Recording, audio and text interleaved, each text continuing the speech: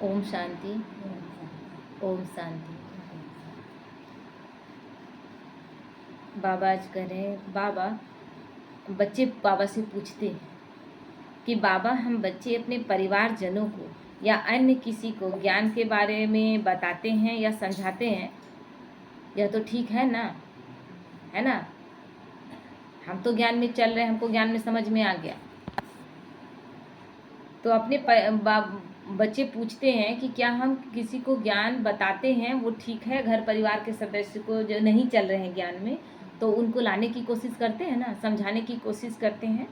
तो बाबा कह रहे हैं, तो बाबा ने कहा क्यों नहीं। जब हम ज्ञान समझ गए, हमें ज्ञान समझ में आ गया, तो दूसरे को क्यों नहीं बताएंगे। जिनको ज्ञान समझ में आ गया वो रुकेंगे, उन्हें तो लगेगा कि कब बताएं।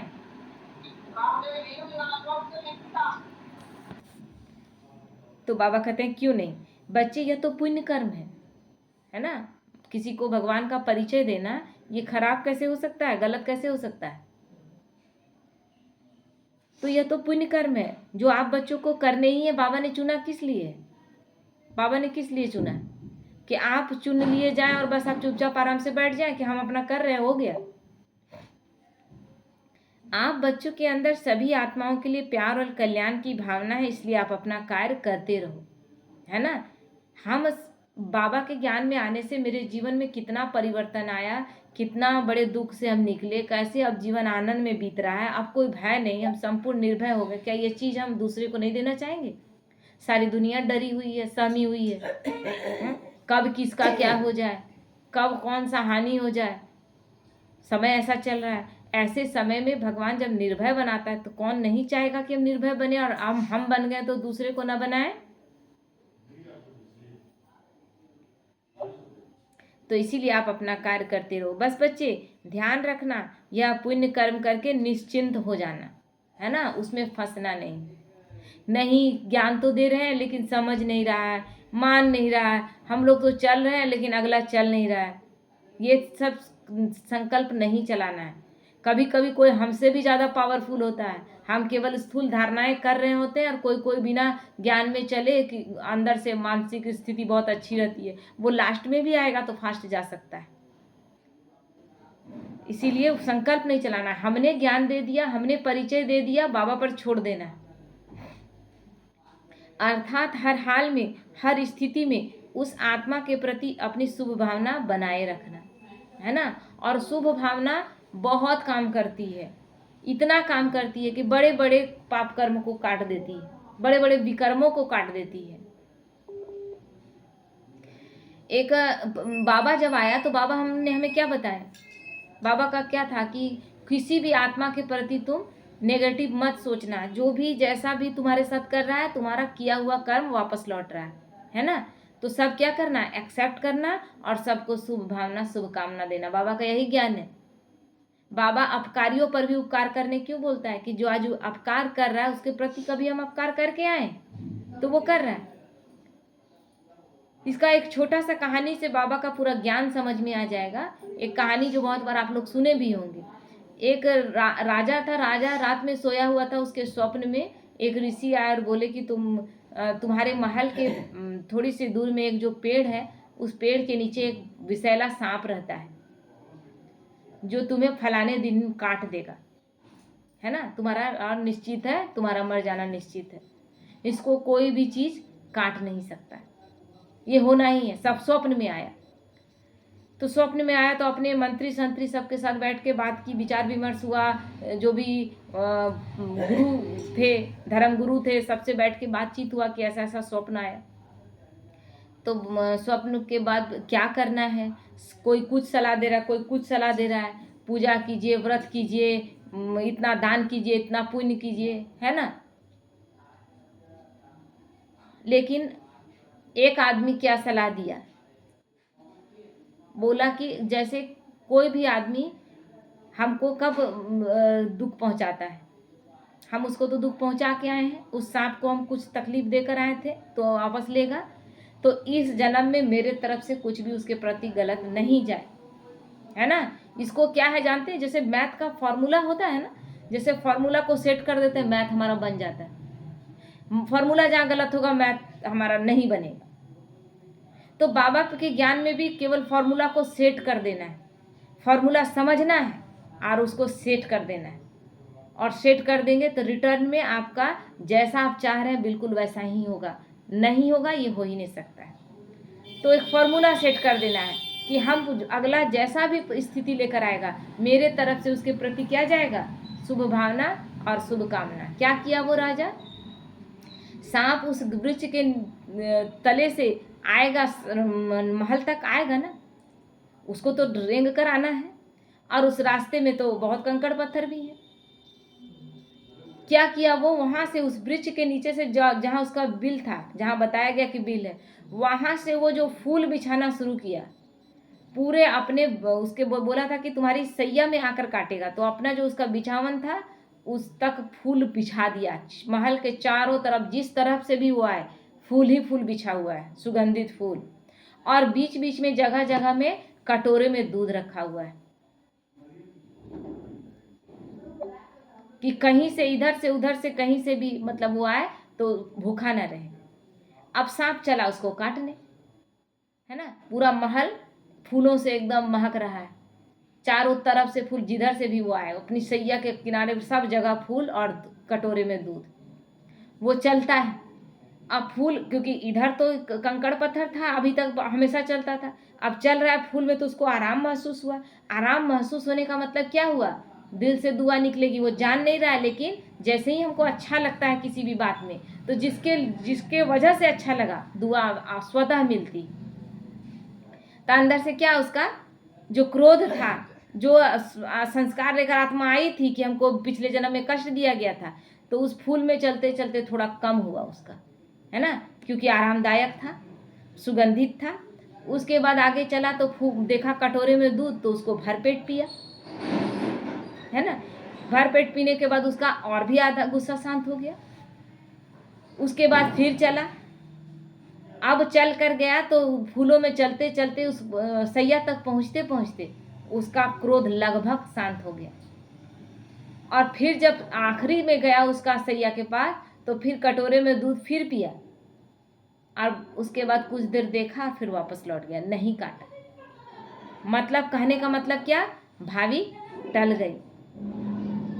किससे टाल दिया गया भाभी, अपने अच्छे कर्म से, है ना। अब क्या करता कि मारेगा तो वहीं पर दो तीन आदमी लगा देता कि जैसे वो निकले उसको मार देंगे। मार तो नहीं सकता उस समय, वो भाभी टाल नहीं पाता, किसी भी स्थिति में वो उसको काटता है, क्योंकि और हिसाब किताब वो बढ़ा लिया उसको मारने का विचार करके। लेकिन वो माफी मांगता रहा, शुभ भावना शुभ कामना देता रहा, और सारा सिचुएशन उसके पक्ष में बना दिया, तो भाभी टल गई। हमारे साथ भी ऐसा है कि हमारी परिस्थितियां हम समझ नहीं पाते हैं, परिस्थितियां आती हैं, हम परिस्थितियों में फंस जाते हैं, लेकिन न फंस के हम शुभ भावना शुभ कामना दे करके और बड़ी आसानी से हर एक बात से निकल सकते हैं। ये फार्मूला है, फार्मूला केवल सेट कर देना है। सांप है, सांप को दूध दिए, फूल दिए, उसके जगह क्या कर देना है, हर एक आत्मा के प्रति जो भी जैसा भी दे रहा है एक्सेप्ट करना है। पत्थर दे रहा है, फूल समझकर उसको एक्सेप्ट कर लेना है, मेरे तरफ से फूल ही जाए, क्योंकि ऑलरेडी हम इतना दे चुके हैं कि वो आत्मा अपना हिसाब किताब लेने आ रही है, और फिर हम और देंगे तो और क्या हम बर कर लेंगे, अपने खिलाफ सारा चीज हम तैयार कर लेंगे ना। तो सेट नहीं हुआ यानी नहीं बना, मैथ उलझ कर रह गया। सुलझाना है तो फॉर्मूला सेट कर देना है, माफ कर देना है, माफी मांग लेनी। तो इसीलिए बाबा कहते हैं शुभ भावना बनाए रखना, चाहे कोई भी बात हो, चाहे वो आपके परिवार की हो, आपके परिवार के बाहर की हो। बस आप बाप की श्रीमत प्रमाण किसी को भी थोड़ा बहुत ज्ञान समझाकर फिर अपने पुरुषार्थ में तत्पर हो जाना, फंसना नहीं कि हम तो ज्ञान दिए, इतना समझाए, लेकिन अगला नहीं समझ रहा है। कोई संकल्प नहीं चलाना है। देखो, जब आप किसी भी आत्मा को ज्ञान देते हो, जैसे कि यह किसी खिलौने में चाबी भरने के समान है। खिलौने में चाबी भरते हैं ना, जितना ज़्यादा भरते हैं उतना देर तक वो खिलौना, फिर छोड़ देते हैं, वो आराम से कितनी देर तक चलता है।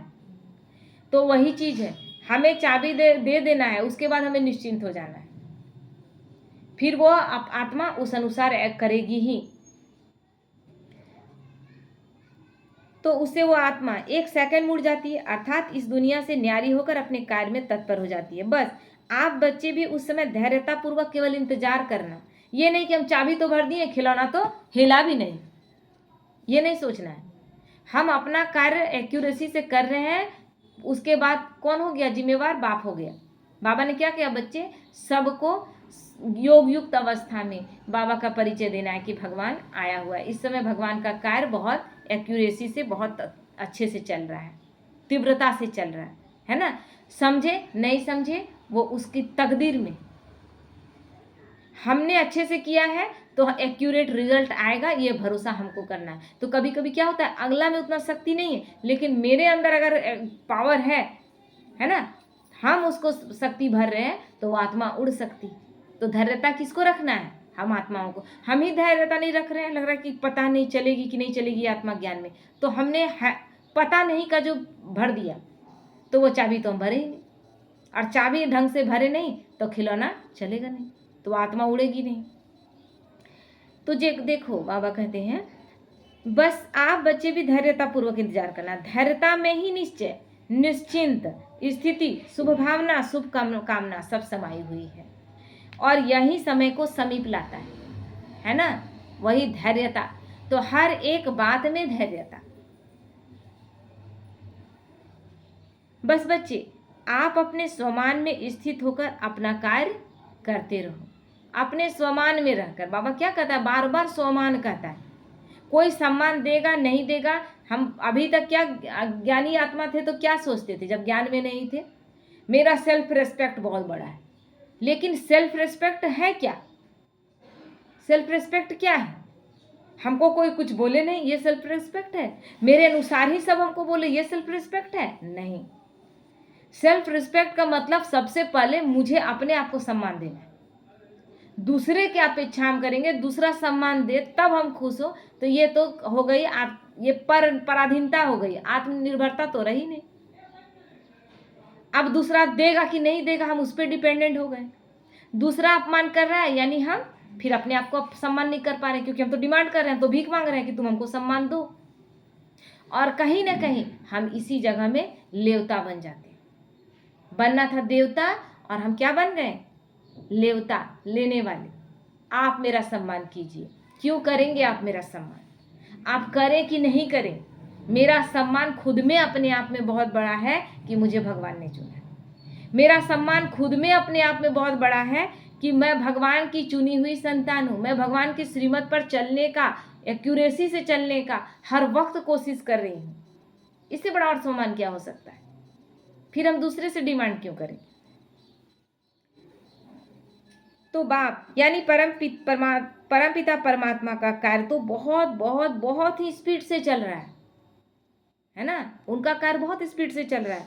आप भी बाप समान स्थिति में स्थित होकर विश्व कल्याणकारी बन जाओ। उनका कार्य स्पीड से चल रहा है।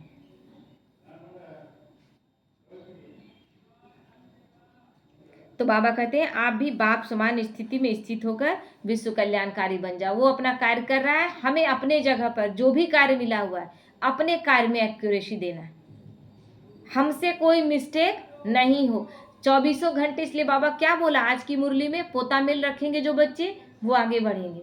पोता मिल रखने का मतलब क्या है? आप प्रति घंटे अपना चेकिंग कर रहे हैं, अटेंशन रखे हुए हैं कि मेरे से दिन भर में कितनी बार, किस जगह, कहाँ, किस बात पे संकल्प चलता है, संकल्प विकल्प क्यों चलता है, और हर बार कौन सा बात हमको गिराता है, अब उस पर अटेंशन देना है। अगर किसी बात में उलझते हैं, फंसते हैं, तो बार बार अगर वही बात हो रहा है तो अब मेरा अटेंशन किस चीज़ में जाना चाहिए कि वो चीज़ अब दोबारा नहीं। तो अटेंशन होगा तभी जीतेंगे, अटेंशन होगा तभी फंसेंगे नहीं। तो इसीलिए पोता मिल बाबा क्यों बोलता है बार बार रखने? पोता मिल रखने से हमारे अपना अटेंशन जाएगा, क्योंकि हम भूल जाते हैं। कई बार हम बहुत तीखे जवाब किसी को देते हैं और सोचते हैं वो तो भूल गए, याद नहीं है ना। तो अपना अटेंशन रखना है। लिखेंगे कि बाबा इस वक्त थोड़ा सा मेरा आवाज़ में कड़वाहट था, बाबा अभी जो थोड़ा सा एक बात आया था उसमें मेरा संकल्प विकल्प चला था। ये अगर नहीं लिखेंगे तो दिन भर का बात तो याद नहीं रहता है। सुबह आपने नाश्ता क्या किया ये पूछा जाए तो याद नहीं रहेगा। तो इतनी छोटी छोटी बातें याद रहेंगी क्या?